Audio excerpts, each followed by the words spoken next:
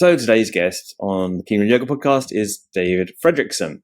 David's been teaching along with Laruga, his partner, Yogi in Stockholm for at least about 12 years now. They started the Mysore program and have run it, a daily Mysore, for quite a length of time.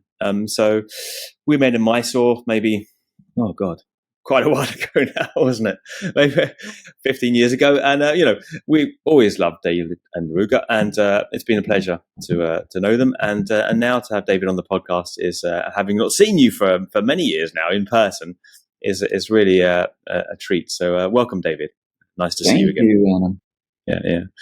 Yeah. So I guess I probably saw you last in person in 2012 or 14. Something Maybe 14. like that, Yeah. Yeah. 10 years, crazy. Yeah. And I suppose what I always liked about you is you're very different to a lot of people I met in Mysore. You're very honest, very open, and willing to just say what you actually think, and very confident in that. So I have high expectations of our conversation today. But we'll start at the normal place. And I know you have an interesting background with how you got into yoga and your upbringing there and stuff. So do you just want to say like a little bit about why you got into yoga and how you did so? Yeah.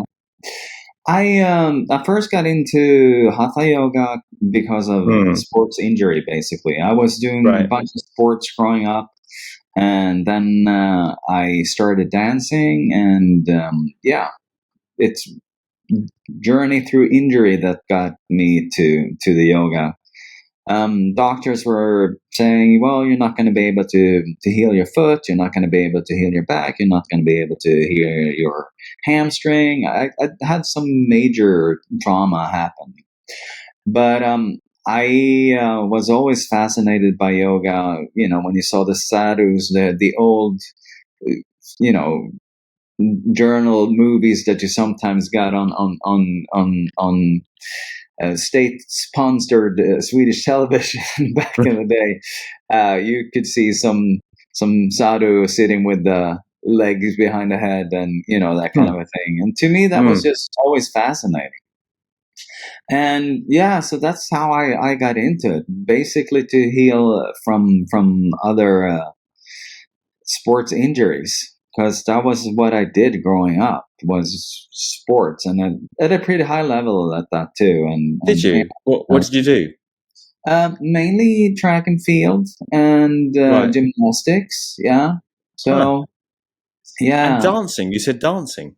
I started the ballet academy when I was 15 years old. Yeah. Really? Oh, I didn't know that. Huh. Yeah. And but I had, once again, the last championship, Swedish championship I did in gymnastics, because I did in troop gymnastics, and we won the last 2 years, I think it was, yeah. But I had an injury that really going in to study to become a registered nurse. Actually, started down that path, but the body kind of healed. I had a really good physio that took care of me, and so I kind of got back into it in that way. And then, as a late teenager, I started working in theaters here in Stockholm, and then that's also how it kind of led me into the music, because actually. To maybe do music way more than I kind of wanted to dance, but it was kind of my stepping out of the environment that I grew up in. So I didn't want to go back to where I was, where I grew up, actually. So I decided, dancing was something cool. Michael Jackson came up with moonwalk, and fame was, big back in the 80s, that kind of a thing. So that put me on that path, moving the body, and that also was the ticket out of my where I was from, basically. So where were you from? I'm about to. I grew up. Well, I was born in Stockholm, but I grew up about 50 kilometers north of here, in a region or province called Dalarna. So when I was about 5, my mom and I ended up going back to where she was from. Yeah. Mm. Mm. Right. So yeah, so that's the way it was. So injury basically, and hatha yoga to begin with. Yeah, it And it worked.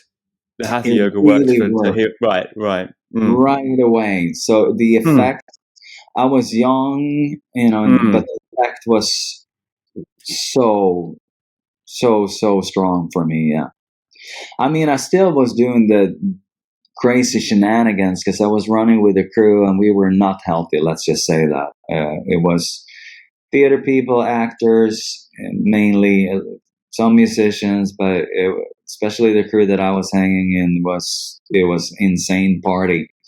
And at that age, when you're like 19, 20, 21, you can party Mm.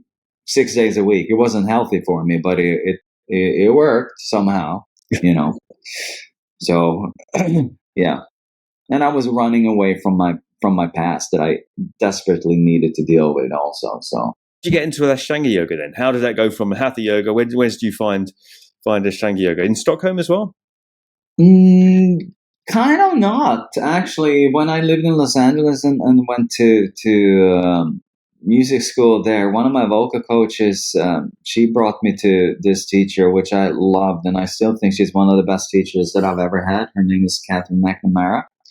Catherine was from New York and had like a massive hatha yoga um, experience from New York. But Mm. when we moved to Los Angeles, she was one of the first people at Chuck and Mati at Yoga Works, the first one that opened up in Santa Monica.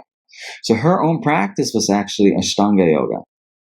But for me to get up and practice at 6 o'clock, coming back from rehearsal and at 3 a.m., that was not very conducive. Let's just say that. Likely. Yeah. It was. I'm like, no, this shit ain't happening. But the thing with her was that she taught hatha yoga, right? But she was so great at doing serious, and that came both from her deep hatha yoga knowledge, but also because she was practicing ashtanga yoga. But she did a lot of therapy work with people that were long term. It could be cancer patients. It could be other physical trauma. So she did a lot. She had a lot of privates that were in dire need of help. Mm. And then she taught at this place called Santa Monica Yoga, which was such a beautiful studio, and it was I felt so lucky and blessed to have her as my really. I mean, the first kind of thing that I did in Stockholm was like a nibble of it, right? And then it was that was the first time when I truly connected with a teacher, and a teacher that was still to this day one of the best teachers I've ever been around, and a great personality. So I was so blessed, so fortunate to have her. But that was the first time I heard of Ashtanga yoga. Did you start it every day? You're one of those people that kind of like, the first time you went into it, you kind of walked back from the No, class and no, then you want to no, went back the next day kind of thing, or no, how did it go? no. So after about 4.5 years, I moved back to Stockholm, and I looked for a teacher, and there was no one at that capacity, that level. So, and it was just like it was not good. And one of the main reasons for me to move back to Stockholm was that I needed to do a lot of therapy. The shit came with me, right? So we Mm. know all this. So I kind of stopped doing all physical stuff, and I ballooned in weight like a lot. So I Mm. just tried to build another kind of career going into computers and these kind of things. And I was working deeply on myself. But when you take out the alcohol, the cigarettes, the whatever, the alcohol, I kind of was able to. That was my saving grace, actually moving to Los Angeles. Believe it or not, and being because I broke with that crew that I was running with, and it was another type of freedom for me to be who I actually wanted to be. So I kind of was going on letting that go. But the cigarettes was still there, all of that stuff, and a lot of other very destructive patterns in my life. So therapy was extremely necessary. Mm. But I started eating bullshit food and junk, basically. So I kind of switched addiction, Yeah. right? And food has never been. I mean, that comes. Both my biologic parents were, extremely overweight, both of them. So I Right. kind of had that. My stepfather was the one who was actually physically, like, in good shape. But so, um, but when I decided to get back into physical form or shape, I started running and biking and going to the gym, and I just got stiffer and stiffer.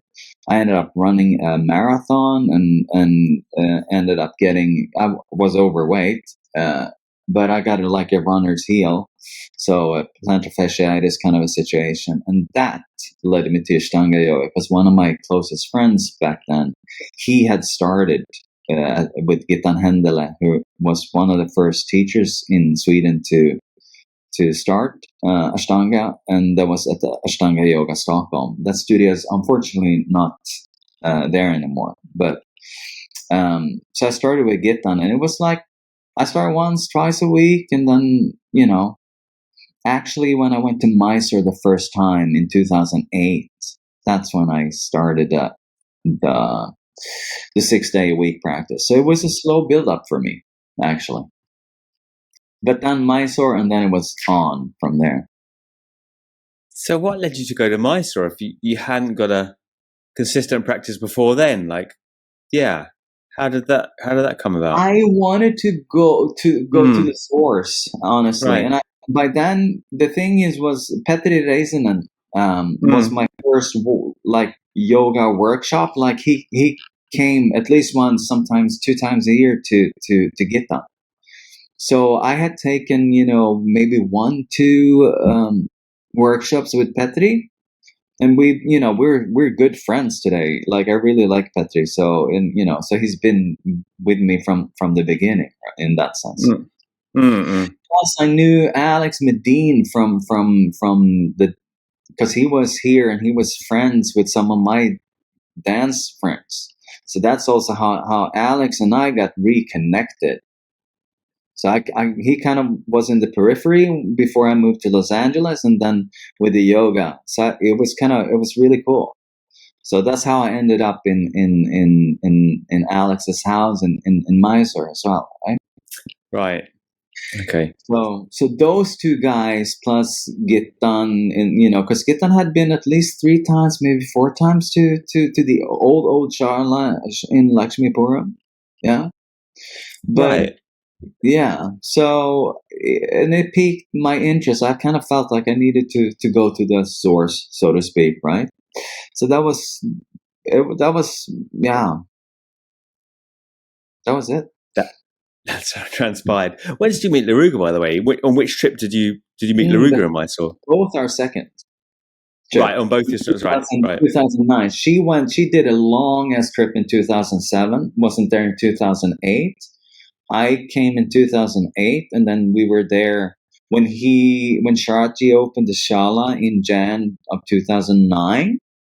We were both there, and because he did a week of lead classes. I think he had just come back from Goa, from Purple Valley, actually. Because I think that kind of what he did to Goa, and then he kind of opened up the season in January in Mysore. So we were in the same batch for lead primary. That, I mean, of course she was way ahead of me, but still, it's just that's how we met, sitting on the stairs first day, actually. So yeah. What were your first experiences of the practice in Mysore? I mean, you really kind of got into it there on your first trip. So how did you find it there? And how did it, I suppose, how did it dovetail with your therapy? Did you find it, you mentioned the Hatha yoga healing your body. Did you find the Ashtanga yoga? Obviously you must have found that it kind of like helped with the kind of healing that you wanted that you were doing with the therapy elsewhere, right? Of I mean, how course. did the whole thing, develop? Do you remember back to that time? Well, for me, the whole thing, and this is also maybe the way I teach, or not maybe, it is the way that I teach. It's very simple, and it has to do with Tristana, basically. Breath, drishti, state of the asana. Because it brings you to the present. So therapy does what therapy does for you, and that the effect of that is very different. I feel like from person to person, how deep they go, how much work they're willing to go through, and there's a lot of people going to therapy not making a whole lot of change. I feel like. And when we talk about therapy here, I'm assuming we're talking about kind of talking therapies. Yeah, right? talking about psychotherapy. Or at least somebody that's there to mirroring you, and that can be done in different. But you might have one or two people that you're talking to. Yeah. But the thing is, with the Ashtanga yoga, I felt like the effect of it forcing you being in the present. Because when you're in the present, you can't think about the past, and you can't think about the future, right? So that was such an effect for my whole being and my daily life. And it really was such a, the energy that it gave me to go to work in the morning was so good. And also it gave me that little pause to not overreact as much, or, maybe I shouldn't be saying this. It gave me a little bit more of, self-control outside of the yoga room. So that was like such a huge thing for me. Because, I joke and say, without that, I would not, I would be much more of a disaster than what I am today, So that's kind of a big thing for me. Yeah, I think you can be, and knowing you personally, you're quite outspoken. I think that's a good thing, though. I suppose maybe it's been tempered with the yoga, a trait that might have been perhaps reactive and over the top has maybe been tempered. But I wouldn't want you to lose that aspect of yourself, because you are quite outspoken and forceful, and I think that's a nice thing. It's unusual in the yoga world. I do feel you're somewhat of an unusual character in the yoga world, and in fact, in the first place, I remember you weren't actually full-time yoga teaching for quite a while, were you? You were actually working a regular job and then practicing, which is I was working at the government offices doing IT as a consultant. So I was doing that, and then I got into key accounting. So I was a key account manager and in the IT industry, and I took care of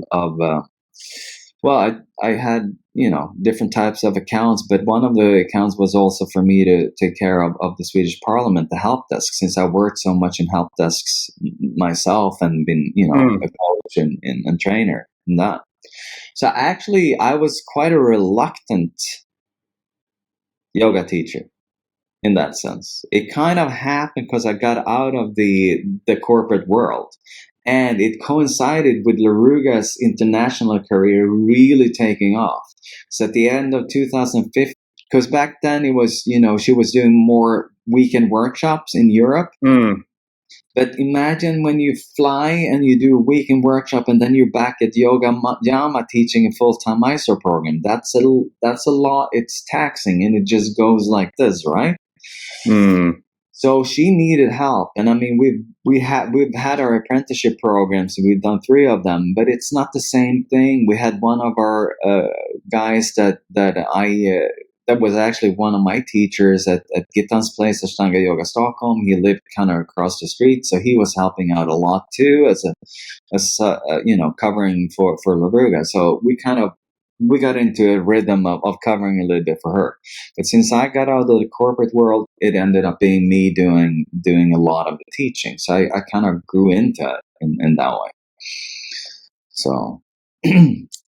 So you weren't actually out until more recently running the Mysore yourself, or doing some Mysore and then going to work and working a regular job, right? The shift was 2016. I would say that's when I really started taking on the responsibility more for the Mysore program.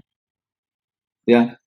And then I went back a little bit through our little virus incident for a key accounting job as well, because we didn't know what was going to happen. But I mean, Yeah. we Yeah. stayed open, and we fared extremely well compared to most other yoga studios. Yeah.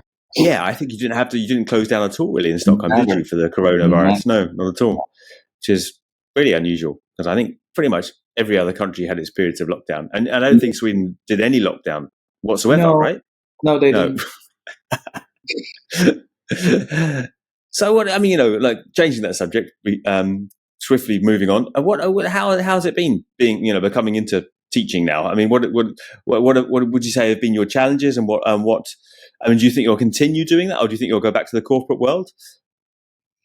I think I will do something else Right, you do. some You point. see, right? Yeah, but I still like being Laruga's sidekick.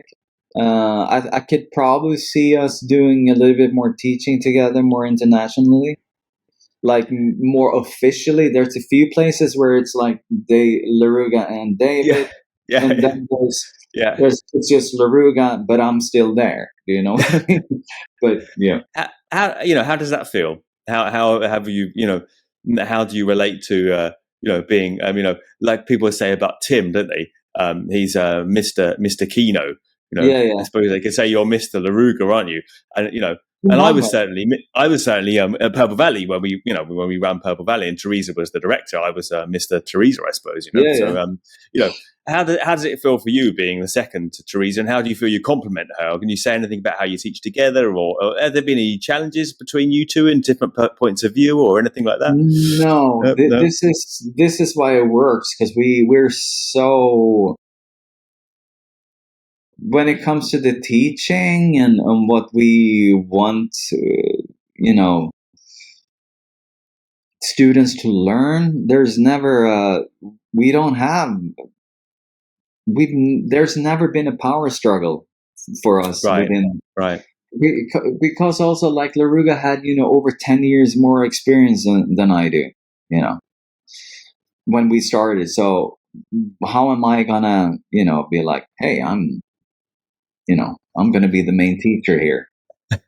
Like, no, there's that's not gonna work. But it's also fun for us to do it together, because we do complement each other very So well. what what do they say? Do you think you're like the when they have the two policemen and one's the strict one and one's the friend, like the kind of nice one? Do you think you're like the nice policeman and Laruga's the strict one? No, No, no, I can be sometimes much you more could of be. an hard ass than she is. Remember, I come from sports, and I had some crazy dance teachers. I've had some crazy acting teachers. I had some crazy, vocal coaches.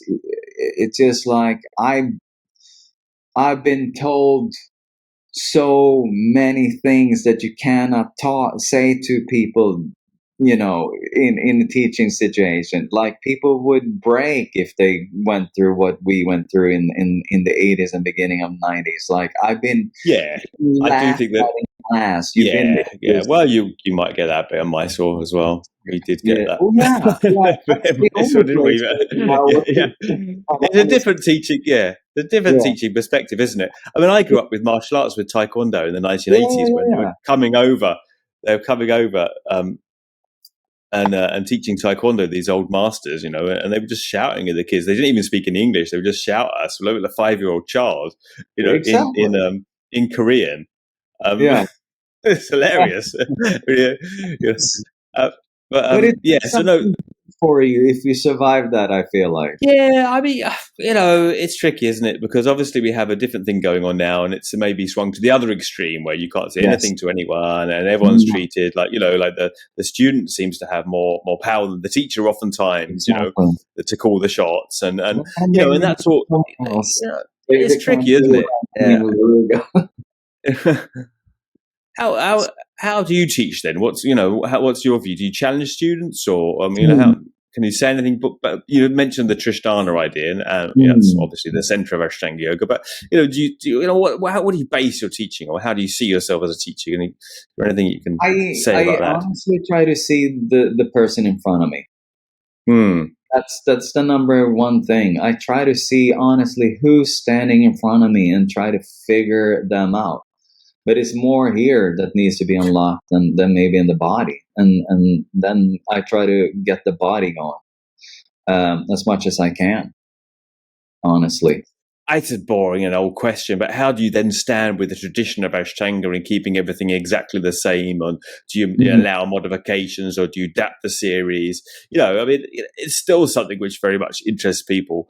Mhm. That they feel if they, especially us, people, like I say us, neither of us came to it that old, but, many people have come to Ashtanga older than, than maybe, and as you get older, the body doesn't move so quickly, moves Mhm. and develops so much. So, it seems there's more of a reason than ever as an older demographic of people coming to Ashtanga to modify the sequences accordingly so they can get the Mhm. most out of them rather than stopping them when they can't do the lotus or, Mhm. kapotasana or a leg behind the head.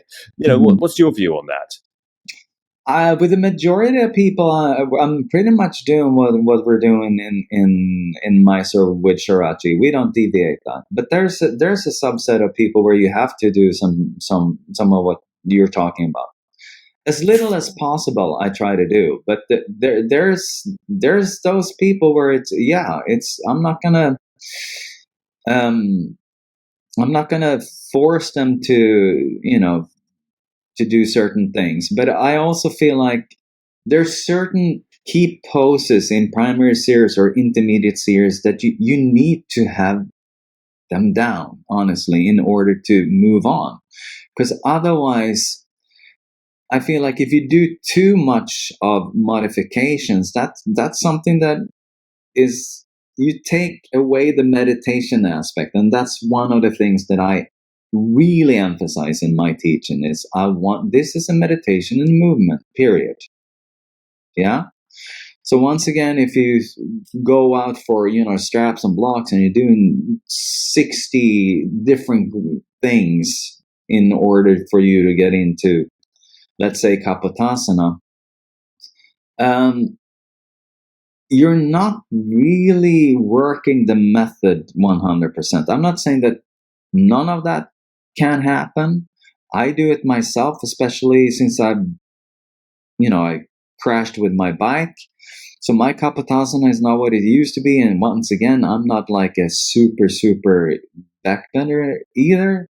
So it's never been like catching heels. I mean, All with right. on a good day when I'm at peak form, I midfoot is like, yay. But it So never stopped me. what does meditation mean for you then? And you talk about meditation. I mean, I think It's the it's being in the present, and that's why I right. emphasize the breathing. And for me, I feel like since people sometimes get so asana hungry, it seems like some people forget that breathing is a part of the technique, and that is in the Ashtanga system or any yoga system. But I feel like people get very caught up in, I'm going to catch heels or I'm going to get my Supta Karmasana or whatever it is, and they forget the breathing. And that's one thing that Laruga and I are always talking about is the breathing part of this practice. And that is what's going to open both the body and the mind, I feel like. And if I could qualify that statement, what would be the end result of practice, or what does the opening the mind mean for you? That you can see your own attitudes, that you change. And I think this is one of the genius part of Ashtanga yoga, since the sequence doesn't change. It's you Hmm. personally that you have to change. Let the asana work on you, you not working the asana. This is something that Laruga and I talk a lot about. Really being able. So right now, if we take myself for example, in for Kapotasana, I work at the wall. I you know I work down to B position. On good days, I kind of walk in. So, but the benefit is the breathing and the focus and what it does to my body. Does do you? I don't think I get a bigger, better benefit because I'm not catching heels. But the fact that I'm doing it, I'm challenging myself. I'm working on my breath. I'm working on the shoulders. I am working on the bandhas. Everything that I'm doing in that pose gives a great effect. And the more calm I can be in this pose, or Supta Kurmasana or Karanda or whatever pose I'm working on, the better it is for me and for my personality. Do you see where I'm getting at?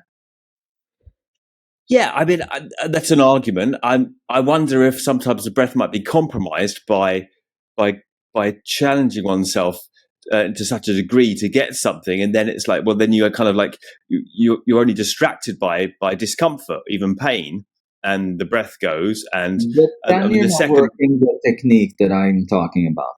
Then you, because okay, so how is that? How would it be different?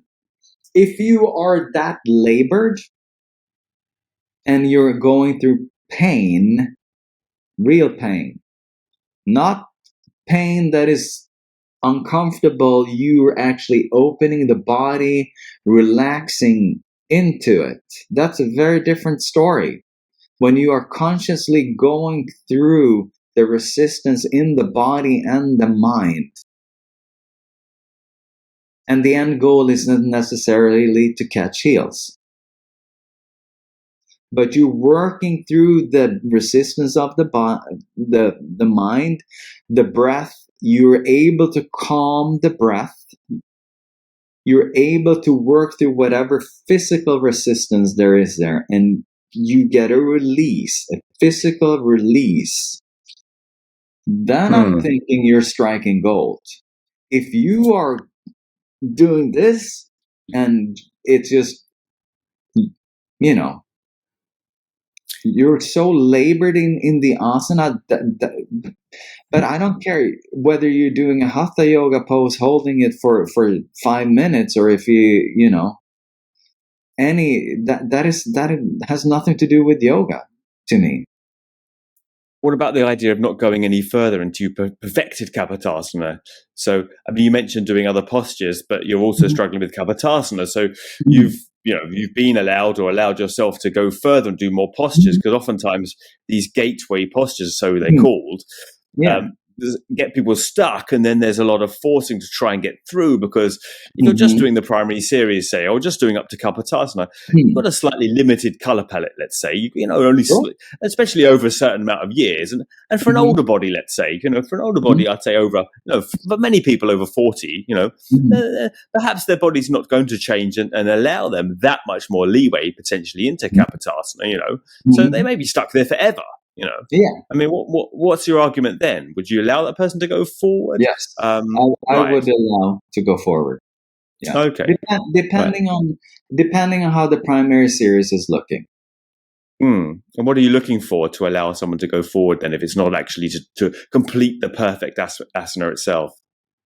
A level of completion of the asana to their ability and breath, and that they're there, that there's a concentration, there's a focus. That's what I'm looking for. Mm. So I think it's beneficial sometimes to move on, because it you need a certain variety, like you're saying. The color palette wasn't maybe that big, you know. Mm.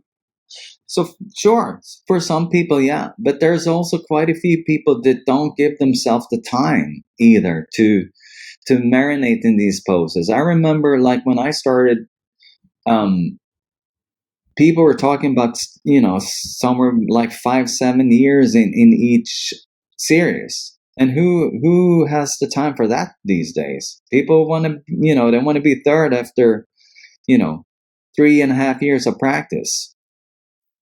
Some I think people. I don't think it kind of like went in stages, didn't it? Because the early students went through postures very quickly, and even perhaps if Yeah. in our eyes now they might not seem perfected, let's say, Yeah.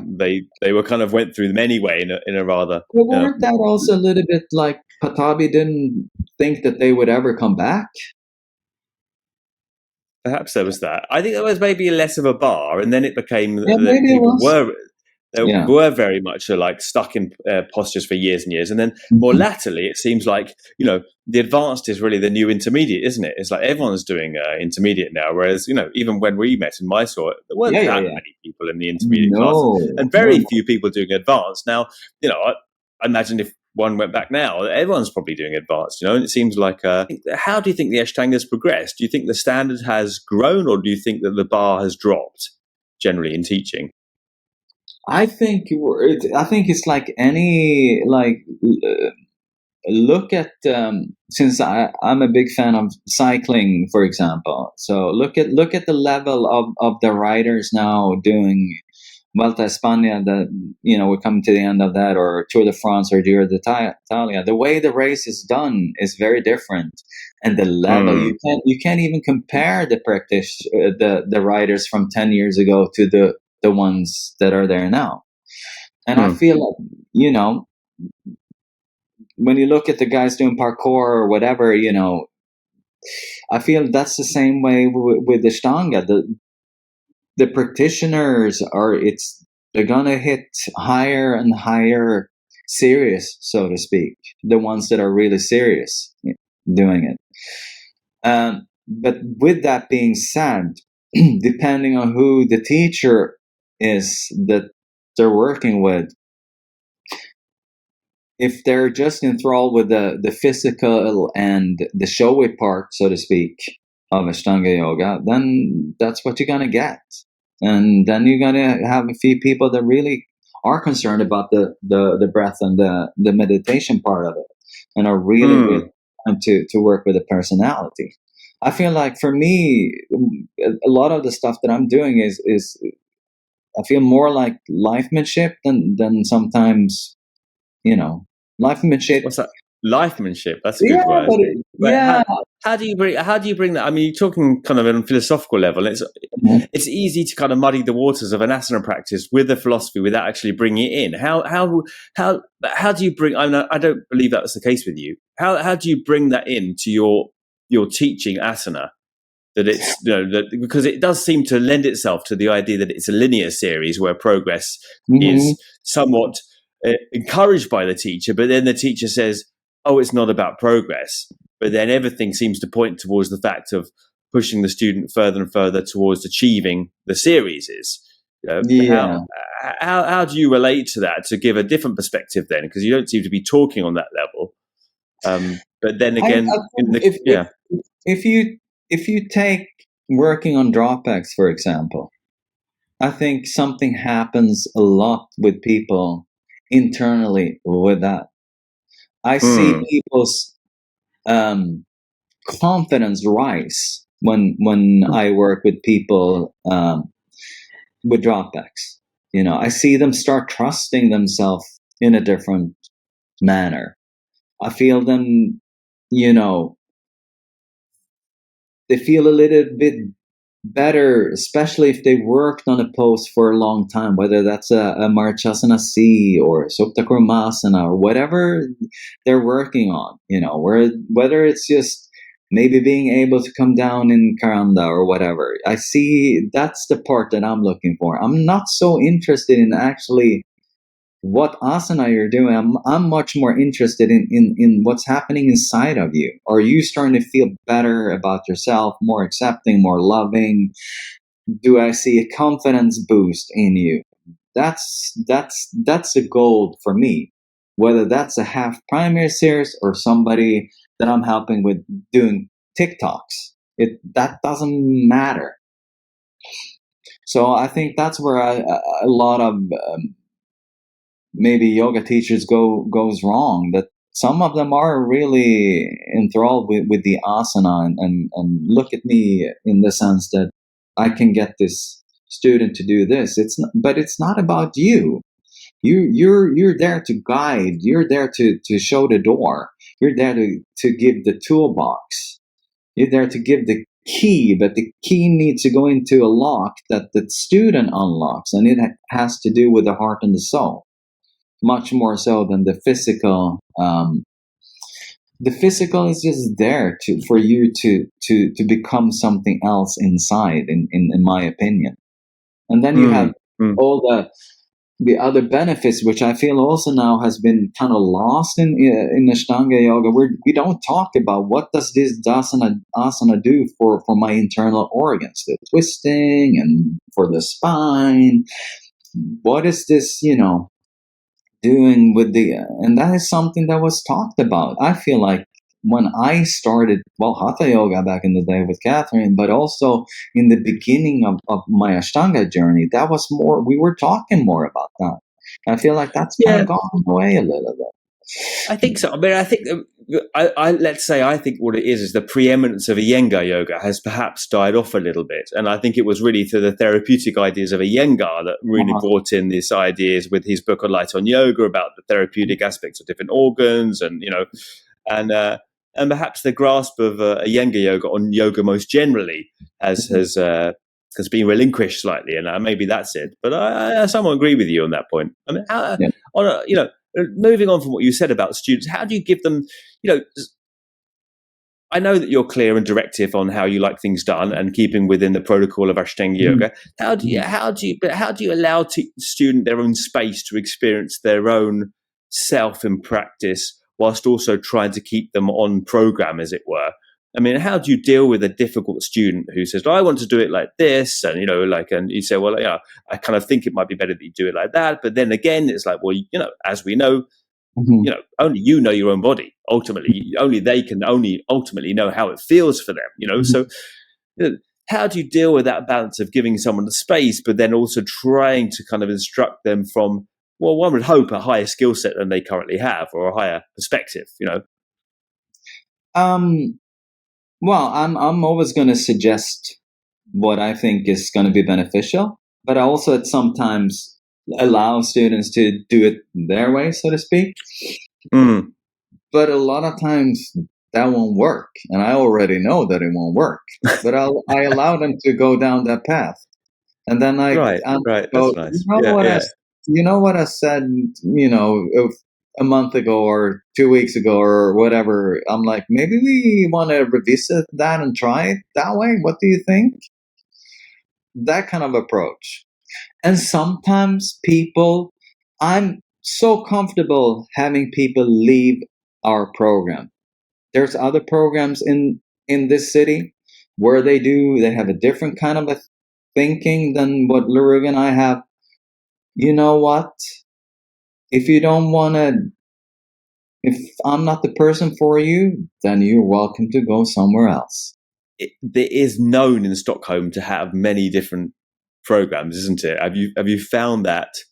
Have you found that over the years difficult or confusing for students going to different teachers and different within Stockholm, or has there been any political aspects that have been difficult about that? We're very different, and we have different approach. And if people are jumping around, I don't like that. They a few cases, but this is a while back now, where it's just like, you need to make up your mind, because the way we're doing things is not what they're doing on the other side of town. So how do you distinguish your style of teaching, Laruga and you, and how you run it? Because surely it's only one. I mean, I would, on the superficially off the offset say, well, it's Ashtanga yoga. You teach it like this. It's kind of rather similar everywhere. How do you say that you're different then? I do think we have hold people to a little bit of a higher standard. Like, we want the asana to be correct, so to speak, and we're not gonna let people get a new asana to be nice to keep as a student. They're gonna be held accountable at Supta Karmasana. Why should they be, having a shitty Supta Karmasana? How is this beneficial for the student? If they're there's certain places where you need to marinate, and I know the benefit. It took me a long ass time to do Marichyasana D on my own. It took me a long ass time to do Supta Karmasana. If you took a look at my Supta Karmasana, there was no indication that I was going to be able to sit up, get my legs behind the head, and bind. It wasn't even in the wheelhouse, I would say. That's how bad my Supta Karmasana was. But I did have the patience, and I think it comes from sports, from doing other things, from having had to work for certain things. And I wasn't a young buck when I started Ashtanga. So I've done, I started sitting up doing Supta Karmasana well into my 40s. So for me, this is where I kind of go, yeah. This is one thing, and I know this is, but Laruga jokes, and I joke about it. If I can fucking do it, you can do it. Honestly. You don't know everyone's body, though. Maybe they can't do it. Maybe they have some particular impediment or stiffness in the body. This is a different story. This is a different story. But give me the time. Give us the time, and give yourself the opportunity. Because people don't give themselves the opportunity to actually learn things correctly these days. There's a hack for this, and there's let's do a million yoga drills. But what does that do? What does it do? It seems like, I mean, I'm just playing devil's advocate here because I have time and space for what you're saying. Certainly, it seems like you equate meditation quite greatly with the challenge and of effort. Where does the relinquishment of effort come from? Because obviously we have this idea of abhyasa vairagya, like there's the effort, but also the relinquishment of effort at the same time. How does that transpire? It seems like you're holding people quite accountable, but at a certain point, surely there should be this letting go as well. Of course. How does that? Yeah. When you kind of feel that they've given it all, they've put their heart on the ground and they've actually tried. This is where I kind of feel like you've given this the effort that is needed. When that has been done, I'm not looking for perfection. Neither is Laruga. That's not what we're talking about. But when you've given the effort and you really honestly have tried it, and we see, all right, it's time for you to move on, then we move on with people. We have some older ladies that they're doing well into intermediate series, but they don't have their dropbacks. That's good to hear. Some of them we have inherited, and some of them are our own students, where it's just like these poses are pretty beneficial for you. But they're in general older, or people are working with some kind of an injury or a body ailment. Then of course there's certain poses that are gonna be impossible for certain people if they have an issue with their body. That's not what we're not doing that at all, So whenever someone needs the assistance, they will get the assistance. And sometimes it's a blanket, sometimes it's a block, sometimes it's a strap, but it's not for the majority of the people. And this is where I feel like the people that don't need it, why go there? You go there with the people that really, really need the assistance. But you got to give me your heart. You got to give me your soul. You got to. I think it comes maybe from my sports background. It's just like you leave it on the pitch, and you do the same thing in the yoga room. How does it translate then when you take obviously you can't say for your students because you're not there all the time with them, but for you, how does the lifestyle of yoga translate off the mat? I mean, do you still do the therapeutic stuff as well, or how do you contextualize the asana in the whole of your life? There's a whole lifestyle. You talk about lifemanship. I've been working with my mentor my main mentor since '93. So you're still keeping other therapies alive as well as doing the asana as well. Yeah, Yeah, but yeah. this is more like it's someone that's coaching. He was the first person that kind of put me up against the wall and said, "Look, buddy, if you continue with this, you're not gonna be alive." So he's like you know, he's he's he's like an older brother. He's like if you were 10 years my senior, but he had a very um,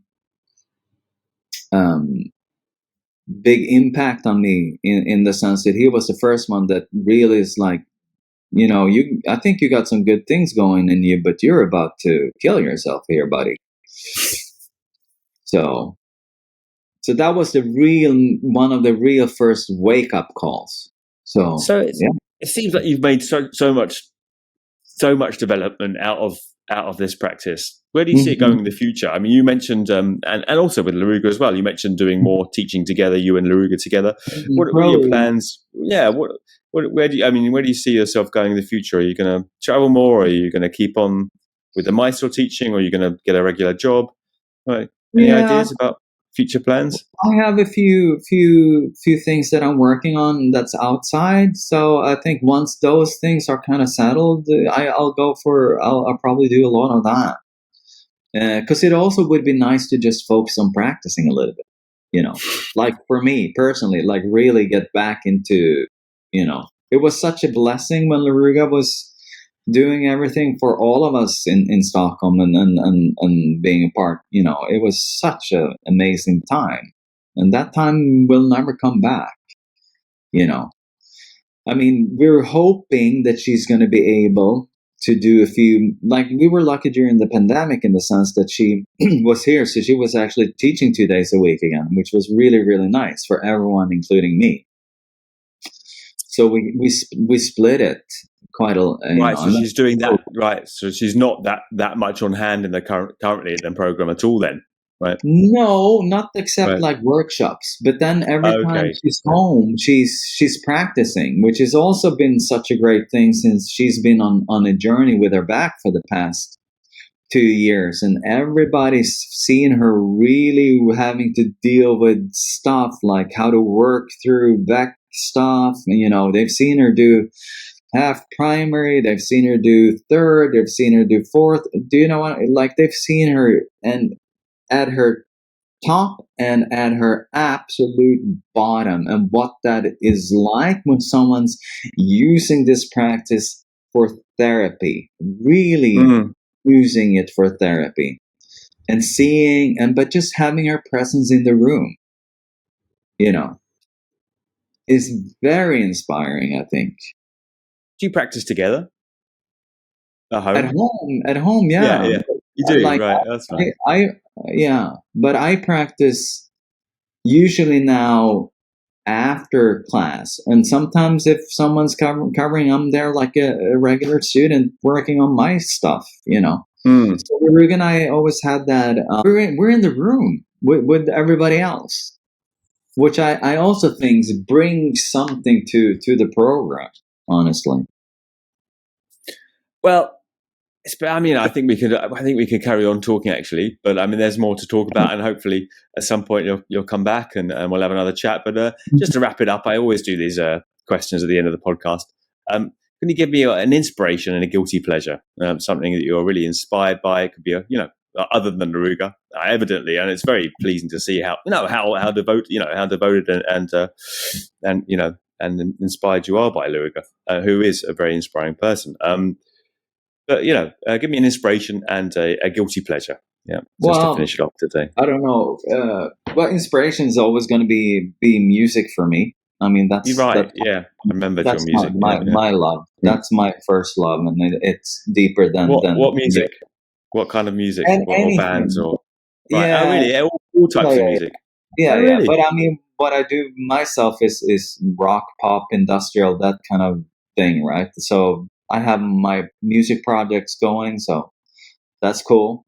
So that's always going to be there. And yeah, what's your favorite band?